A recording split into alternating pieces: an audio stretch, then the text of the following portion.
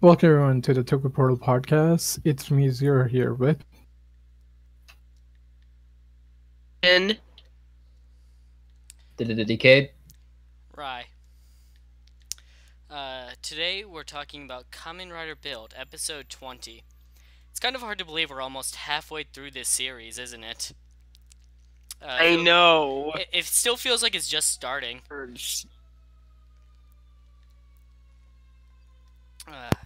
I know it's so weird thinking that like X8 was like over. I keep still like because we're still getting the movies and stuff. So I Right. still keep thinking that build just started like January or something. You know, instead of being like almost halfway through. It's so weird. So the episode opens up right where we last left off, with Soichi giving Sento Hazard Trigger, the forbidden item. If he uses it, he'll be strong enough to stop Banjo from his own rampages with the Slash Driver. But the risk is that if he uses it too much, he could lose control of himself and go berserk. Kind of like what Kamen Rider O's did. Go.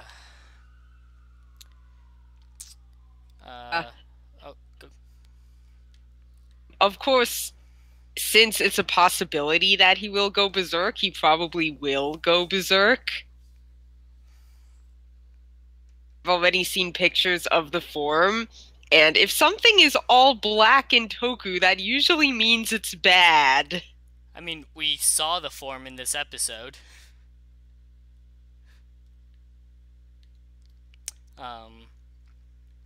Meanwhile, at the barbershop, Grease is arguing with the three crows about how they became Hazard Smash and put their lives at risk. And then we find out that Grease had lost some of his memory from the nebula gas. Supposedly. There's a bit of a suggestion that maybe that's not the case, but it's weird. Anything on this so far? An interesting dynamic where Kazumi seems to not want the care for him or is trying to push them away. So it made me wonder, is either he remembers them and doesn't want to show affection to them, or he doesn't remember them and doesn't know who they are, so doesn't know why they like him so much, even though so. So I'm wondering which one it is.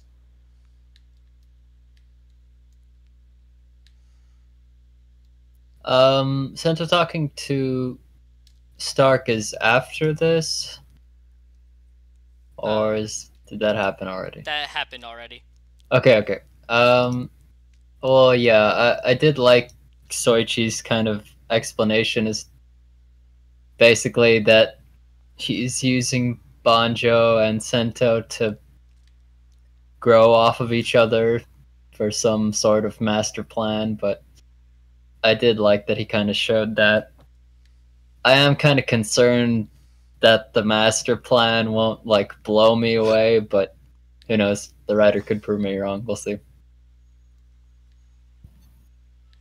Yeah, I think Grease is kind of faking too. It's probably because like they his like subordinates wouldn't even be Smash if they weren't trying to help him. So I think he's just trying to push them away so they don't keep getting more in danger. As for like Stark's plan, like I'm getting real sick of his shit because I'm like, all right, you can't keep walking in and out of scenes like you're invincible, all right? Right? Like Kronos can pull that shit off because he has time. You're literally causing this fucking war, you asshole. Like, we shouldn't be letting you go.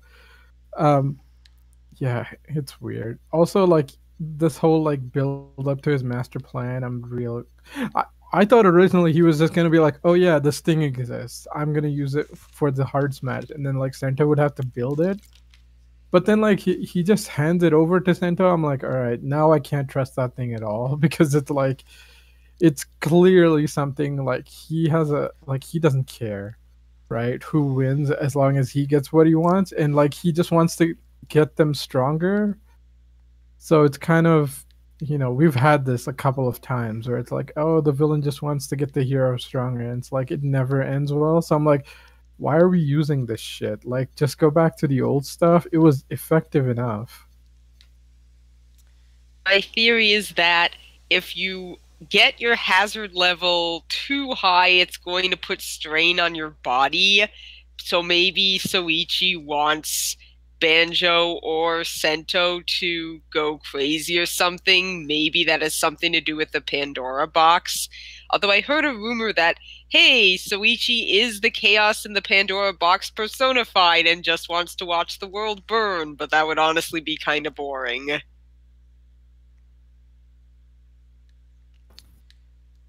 Yeah, I mean, I would say that'd be a really boring twist. The other thing is like we know he's the astronaut, unless like he literally took over the form of the astronaut and he's not even human. But again, like, okay, I guess we're just straight up remaking Gaim then, right? Because like it did the war thing better than Gaim. I was not expecting Helheim and the freaking golden fruits shit to show up again, but I guess if we go down that route, it's just Gaim 2.0 then. Doesn't seem like we're quite going down that route. Definitely very many similarities, but I feel like if they were going to be like, oh yeah, he is like the Pandora's box chaos, we would have gotten a bit more suggestion towards it. I mean, I could be wrong. It could be like they're waiting on that if that would be the case, but just my thought that that's not what's going on here. Uh, then we get Kazumi and the crows breaking into another location where bottles were hid. At this point, Gentoku is positive that the information was leaked somehow. Sento and Banjo go meet up with them to fight them. During the fight, Sento considers using Hazard Trigger, but decides against it because he doesn't want to risk going berserk. Meanwhile, Banjo reaches his limit again and passes out, and Sento has to make a quick escape with him.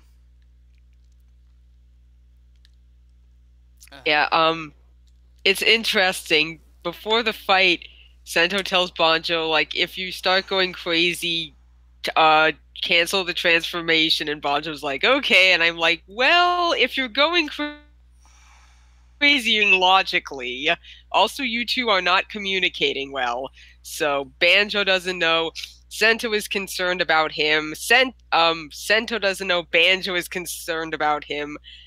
I haven't seen Fies, but I've heard people compare this to Fies, so I hope it doesn't go in that as bad communication mode as that I've heard that show was. Okay, no one talks to each other in Fies. There are two characters that were pen pals, and they referred to each other by certain names, like one by their first name, by the other by their family name. And then when they meet up in person, they don't know it's the other person, because for some reason they refer to each other by the other name in person. It is the most stupid thing. Okay, all right. Right. The complaint of Fi is like nobody talks to. Okay, people do talk to each other. Here's the thing: like they don't talk to each other like most people on superhero shows, because most people on superhero shows just blab whatever the fuck they want to random people, whereas in Fies they act like normal people. It's like, all right, I kind of know you, like you live in this apartment building and shit, but like I'm not gonna tell you my secret of, oh yeah, I might have turned into a monster and murdered a dude. It's cool, random stranger I just met. We play baseball every once in a while. I'm sure I can tell you that. Like, you know, so the feisting of them not talking, like, yeah, okay, a little bit. But like most of the time it makes sense. As for the pen pal thing, like I think we're just not getting it across because of the naming thing. Like, yeah, it's a little weird, but it's also, it could just be like we can't tell how common those like names are, right? So you wouldn't just assume like somebody, like it could be a really common last name or first name or whatever. And like when they're like, because Japan has this weird shit of like, you should use this suffix or you should use this name with this person and not this person. So like, it's a lot more like cultural like limitations that we're not getting. So it could be that, but yeah, you're right. It's weird that it takes them that long, but to be fair, they barely interact with each other. Whereas they're asking each other because they're like, "Oh yeah, I know you because we go to your laundromat every once in a while, right?" Like they're not on that kind of like familial ground. I don't know. Like you could go either way with the Fi's argument. It's not as terrible. Like if you rewatch it, it's not that bad. I think it's like if you watch it week to week, it's like how are they not talking? But if you like It's watch it, if you watch it in a stretch, you're like, oh yeah, it makes sense. Like they barely talked. the reason why It's people say it's so bad is because of how many problems would be solved if they just talked to each other. yeah, I know, but the whole thing of Fies is like everybody has secrets and they don't want to tell anyone. Yeah, And so like yeah. Whereas like most other shows, it's like, oh, I'm a good guy, you're a good guy. Okay, no, you're secretly working with the bad guys. No, let's work it. In Fies, it's like, oh shit, I did this horrible thing. Oh shit, like I don't want you to know. Like we could kind of be friends. I don't want to fuck it up by telling you what I did. Like literally everybody in Fies has murdered someone almost, or like is really desperately trying to hold on to someone, or like they've lost something or some like there's a lot of shit going on in Fies. it's And really that's good why it's for a drama series. yeah, like if you can read between the lines, like most of it makes sense. But if you're just like, hey dude, like you've been on screen for like 10 episodes, like why haven't you progressed the plot? Like why didn't you talk? It's like, well, realistically they wouldn't. Because you have to like the thing with Fies is yeah, it's a drama show that turns into a Kamen Rider show. Whereas like normally it's like it's a writer show with drama in it. Like Fies doesn't work like that. It's more like okay, you can mostly take out the writer shit and the show would still work. And therefore people don't talk to each other. It's weird. I mean it's a good show if you're into that, but if you're not, it can get real frustrating real fast. Alright, back to Build. Decade. Yeah, well, it was good for people who it was good discussion for people who haven't watched it.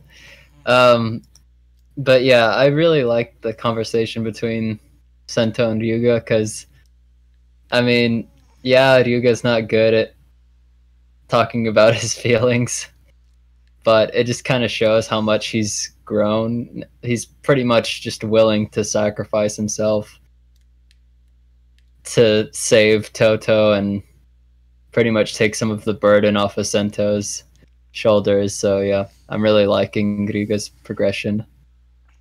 But yeah, that's about it. Zero, did you have anything to say about Build? Smartass. Actually, like Decade literally covered everything I was gonna say, so no. Okay. So, back at the lab, Mizora heals Banjo again. This time Sento watches it and is amazed. Banjo wakes up and Sento asks him, like, so why didn't you cancel the transformation? Instead of answering the question, Banjo realizes he's hungry and goes eat food. Was that supposed to be a gag of, like, he's just a meathead, or was that supposed to be like, oh, he's dodging the question? Because it could go either way, and I'm not actually sure what the intent was. I think it's a gag, and also because maybe using the Splash driver burns way more calories than usual. We've already seen him in the last episode have like 6 energy drinks or something, so I think it's a combination of both of those. Alright. The two of them get called by Gentoku, who brings them to like this random warehouse where he says he's hiding Pandora's box. And then tells them that he wants them to launch an attack on Hokuto to destroy the FOSS department in there. Sento is against the idea of launching an attack and only wants to fight defensively. when Banjo speaks up that he agrees with the idea, Sento goes off on him about just trying to prove he's strong because of the Splash Driver, and the two get into a little loveless quarrel. Gentoku breaks it up when he goes to talk with Banjo privately. Later, back at the cafe, Sento is complaining about Banjo just caring about his strength and stuff when Mizora explains what Banjo had told her at the park about how he wants to take the burden off of Sento's shoulders and end the war as soon as possible, giving Sento a new appreciation for Banjo's ideals. It's really touching, and I'm glad that it came up. Thank God we have Misora to show Sento what Banjo really feels, because Banjo is not going to say stuff like that. For both of them, so that's a added plus.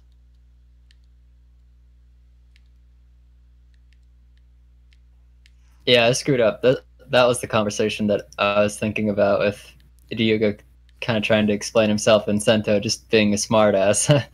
it was like, wow, Sento's actually wrong on this one. So I think it's pretty well written. Sento is super wrong on this one. Yeah, really. Like, fighting defensively won't let them know that you're not interested in war. It'll just make them think that you can be taken advantage of, and they'll just push harder. During the conversation, I'm like, I agree with Ryuga. Where you don't kill anyone doesn't sound realistic, and eventually you're gonna have to actually be proactive. I mean, my thoughts on that was like, yeah, I agree with Ryuga also, but it's more like, right, Sento, you're kind of going off on this like self-righteous bullshit, and I'm like, okay, you're going off on Ryuga, right? Like Ryuga's like, hey, you remember Katsumi? You know my girlfriend who fucking died, you asshole. You know, so Faust can run. So Faust can run. Yeah. So we could start this damn war over this stupid box. Like, she was one of the weak ones who couldn't become a Smash properly, right? Like, there's 3 hard Smash, right? They can kick your ass. How many people do you think they had to kill to make those, right? Like, what's the ratio for that? 10 to 1, 100 to 1? You know, like, if we don't take out the in Faust and Hokuto, Hokuto is already using fucking Smash. How many more people will go through the experiment? Like, I can kind of see Bill's point of like, yeah, we shouldn't be fighting this dumbass war for them and just become their like killing machines. I'm like, fair point. My counter argument is, if you don't stop fucking Faust, like hundreds of people might get turned into Smash to continue this war because they think they can win. Because Smash have been super effective in this damn war. I'm like, it's so stupid. It's good that he kind of realizes, well, not really. He doesn't realize that's the problem. He kind of does realize that he was a little wrong, though, but because of a different reason.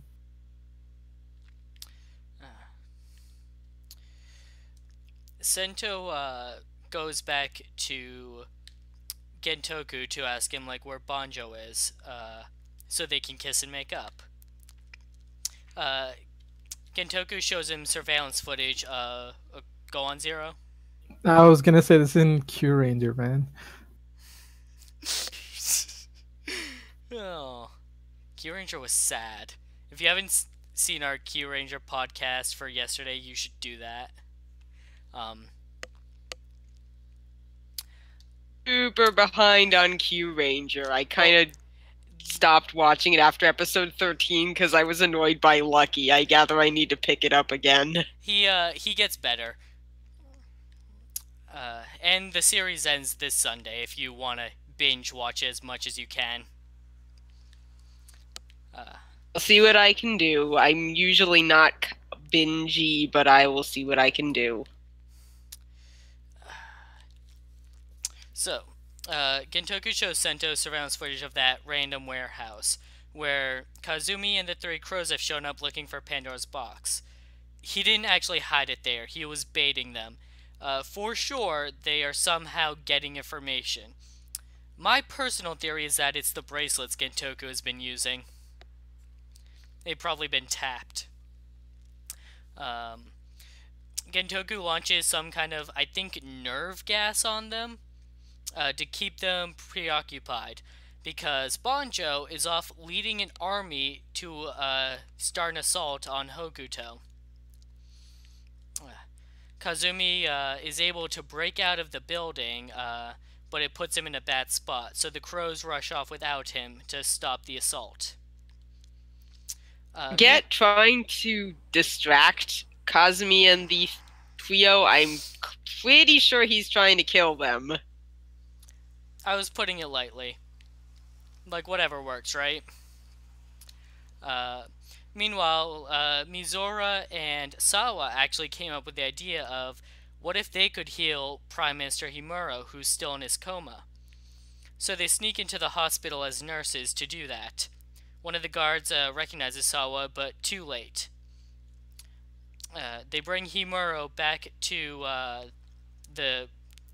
guess now the government building. I don't know what to call it. Anyways.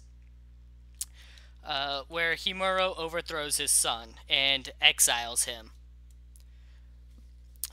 Gentoku, in a desperate attempt, reveals that he's Night Rogue to his father and attempts to steal Pandora's box, but Sento just chases him down and takes it back because he's way fucking stronger than him at this point.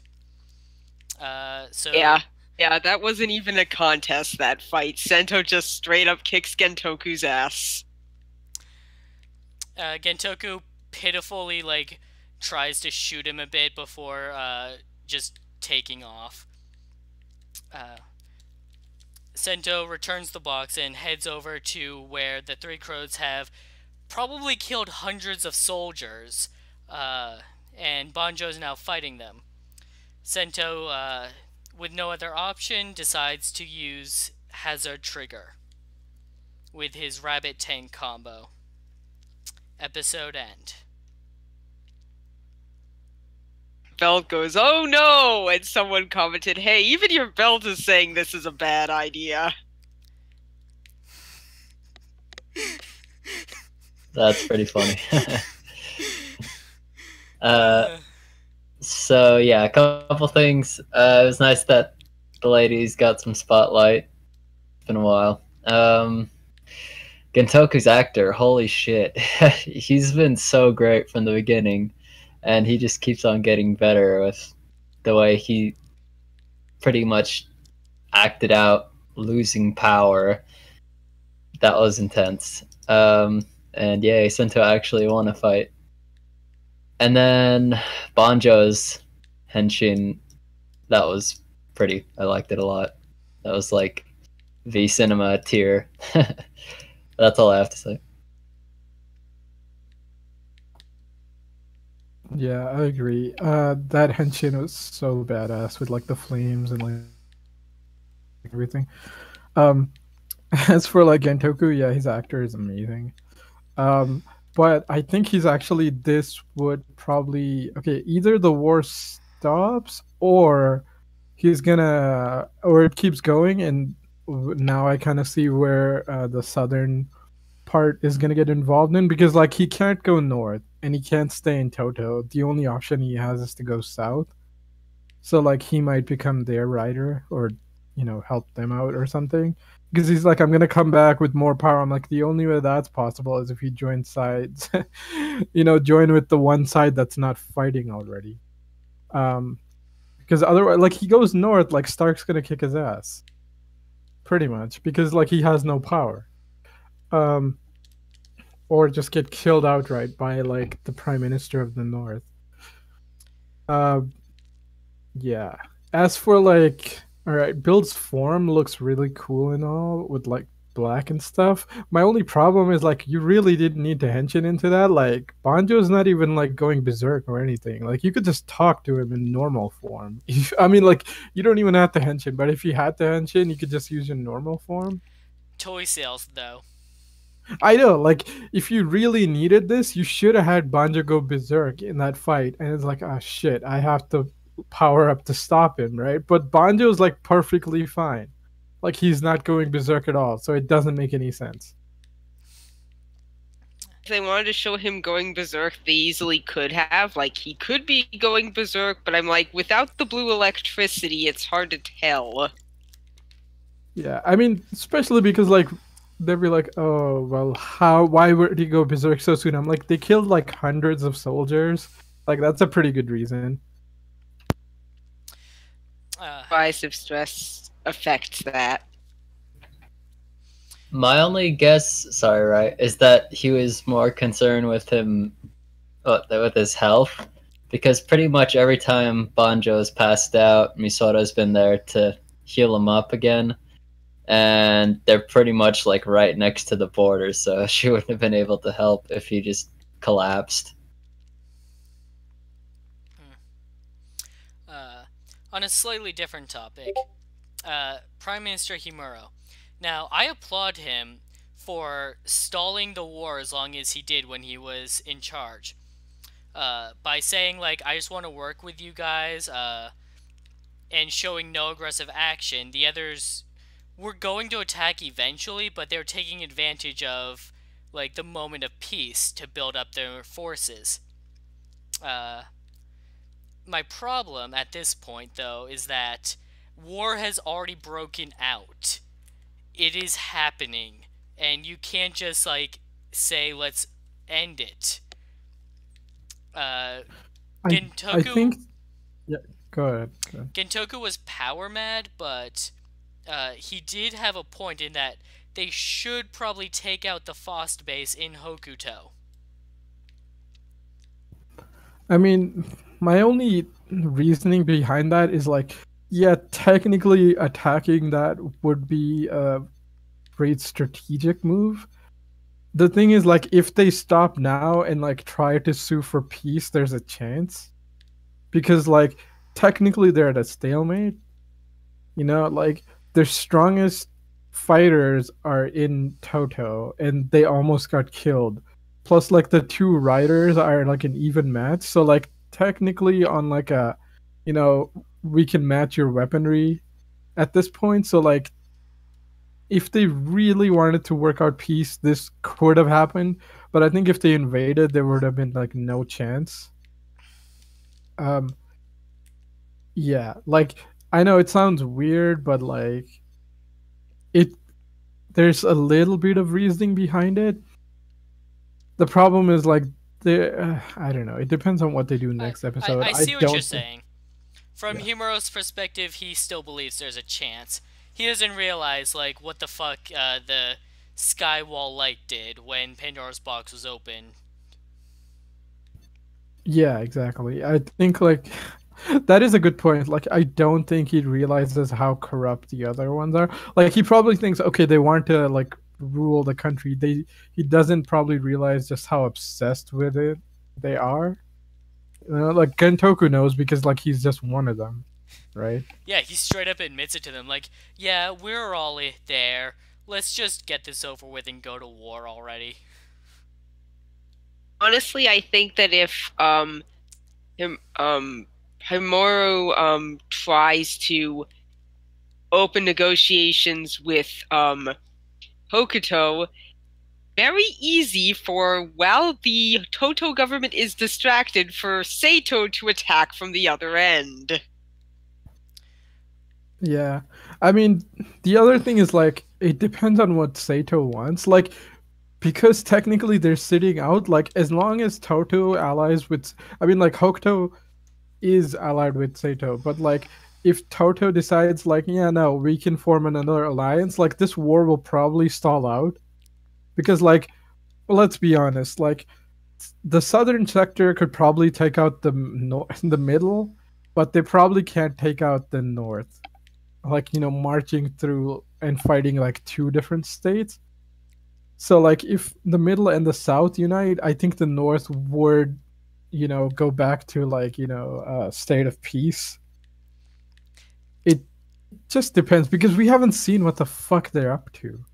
So it's so like peace has a chance, but it also doesn't. Like it depends on what the South is like, because we haven't seen them at all. Like we don't know what their leadership is like. We know they're driven by money, I think, Yeah, but they that's about focused it. on commerce. Uh, the problem is that Toto is fucked. Like, let's say like Himuro negotiates with no Shiko, and she's like, "All right, I'll stop attacking. Just give me Pandora's box." And he goes, "All right, fine, take it." Then Sato and Hokuto are gonna go to war, and Toto's literally caught in the middle. Now, see, Yup. there That's a is that very good chance. point. No, I think the smarter decision would be like this would force the South to come on board because they'll be like, all right, North in the middle went to war, right? Therefore, you guys cannot be trusted with Pandora's box. So give us the Pandora's box and we'll support you, middle section, to, force the North to negotiate. So like they could sue for peace. Oh I my love how god. this part. I love how this podcast is turned into fucking geopolitical Politics. negotiation. Like, It's I great. I can't get into politics at all, and I can follow this. This is more fun and less depressing than actual politics. Yeah, I think it's politics is always more interesting if it's not your damn lives being threatened by dumbass decisions. Oh god. Anything else anyone wanted to bring up? This is Uh, kind of off topic. Oh, go ahead, Decade. Okay, yeah, sorry. Since I've been kind of missing Build a lot, one thing I really liked in the last episode was when Utsumi shows up and he's like, "Yeah, Faust is ours now." And Gentoku got really pissed and said, "Hey, Katsuragi and I built that." That got me really interested in seeing the Rogue special whenever I get to QC that, because I'm just curious as to how he and Katsuragi kind of joined forces. But that's it. I just see Gentoku like going up to him after Katsuragi has been expelled, and he's like, "So I heard you were doing some illegal human experimentation. How would you like some funding?" That's great. I mean, it probably wasn't that, but like, who Oh, knows, it right? Like surely wasn't. I mean, he's twisted enough to do that. Also, Quintavis sent an interesting comment. All the bottles that Greece has stolen from Build. So yeah, like all the stuff that Greece is using is all the stuff that he stole from Build, apparently. Oh, what bottle did he use earlier? I think he was Locke or something in this episode. Maybe. I wasn't really paying attention. I kind of just glance over bottles at this point. There's like 20 of them for one region alone. Yeah. I mean, the other thing, that's what I remember. The other thing I was thinking of, like, oh shit, Hawk Gatling's in this. I'm like, I wonder if this was shot before they, used that suit for Phoenix. I was thinking that exact same thing. Like, they could have filmed this in any order. They could be like, all right, we're gonna do all of the suit work for the next 5 episodes today, and then the next day they come in and are like, all right, say to Sento, Banjo, we're gonna do all of your scenes now. I don't know how they do the shooting order for these shows, honestly, but that wouldn't surprise me, especially if they're just going to change a suit radically like that. And this way they can make it seem like they didn't blow up one suit to make another one. My thing, which I was going to say earlier... Oh, are you going, Zero? No, go ahead. Okay, well, I'm also excited to see the Rogue spin-off. Also, I'm hoping to hear some insert songs soon, hopefully in the show.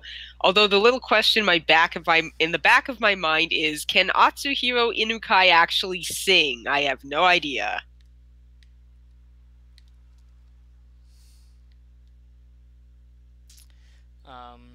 I don't know. That's an interesting question. I mean, probably usually when they get people from agencies, they usually get singers also, so it's possible. the more interesting thing is like, yeah, that I love how it's like, oh, Nitro gets a thing. It's like it's three parts again. I'm like, again? Why? Couldn't we just get a V cinema? I also love like, oh, it had to be off the TV. I'm like, why? Did you see that fucking blurred painting? I'm like, is that just like episode one? Because like, isn't that what happens in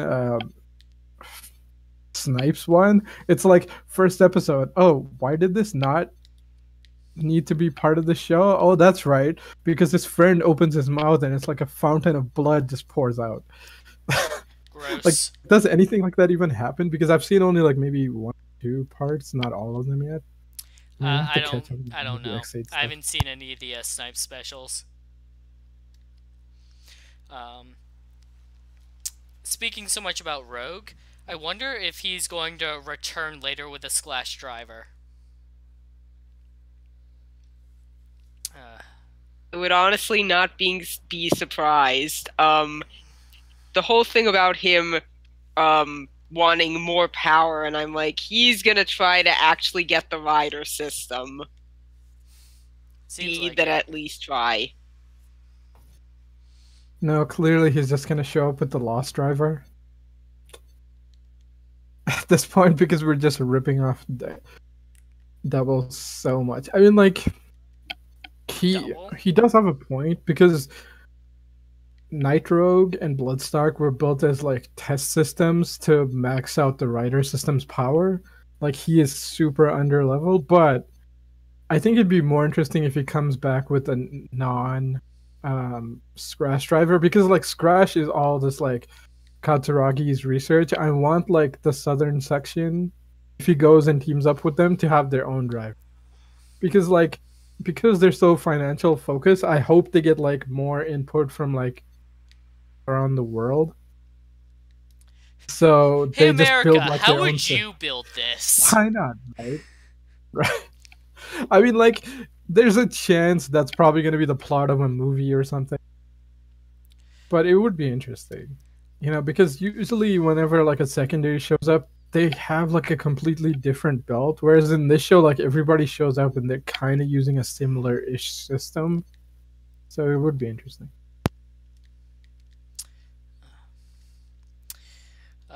If no one else has anything to say, then I think that's it for tonight.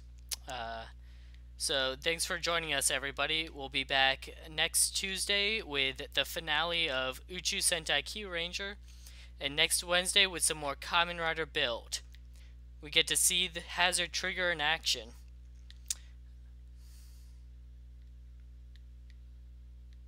Thanks for listening. Hi, thanks for listening.